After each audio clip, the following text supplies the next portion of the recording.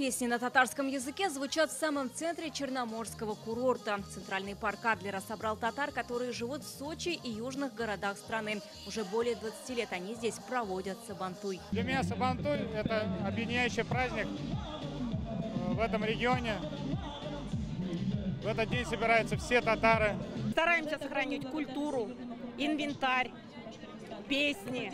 Вот кто чем увлекается, кто-то поет, кто-то пляшет. Я люблю носить национальную одежду, я люблю вот все татарское, кухню. Просто огромная гордость, что я татарка. Сегодня в Сочи живут больше 12 тысяч татар. Семья Тухватовых приехала сюда из Казахстана 3 года назад. Сейчас задумываются о переезде в Татарстан. Сабантуй для них по-настоящему семейный праздник. Познакомились с супругой в 2003 году на Сабантуе. И с тех пор ежегодно Сабантуй для нас обязательный праздник. Никогда не пропускаем его. Переехав сюда, мы все равно не забываем свои традиции, обычаи, стараемся все поддерживать, все праздники мусульманские, также в том числе и Сабантуй. Для нас это очень великий праздник, потому что, во-первых, связано знакомство и, конечно же, вот плоды наших встреч. Татар здесь коренных нету. Все мы здесь приехали с северных городов, с восточных, так сказать, с западных. Мы татар собираем, сохраняем наши традиции, учим язык. Практически каждый в национальной одежде. На площадке выставка традиционных ремесел, посуда и аксессуары в татарских узорах, национальные сладости.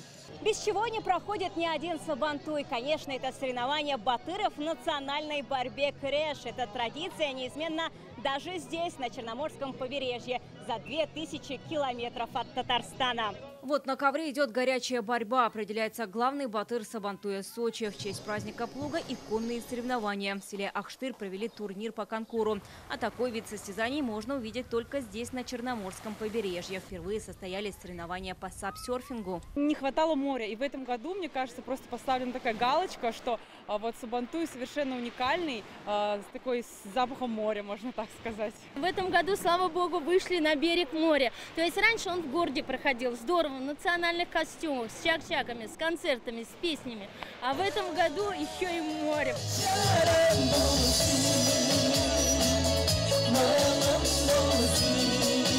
Поздравить татар Сочи с национальным праздником прилетели артисты из Татарстана. Марат Калимов и Ленара Баталова подарили гостям песни на родном языке. С огромной гордостью выступаем и представляем нашу республику на нашем национальном празднике.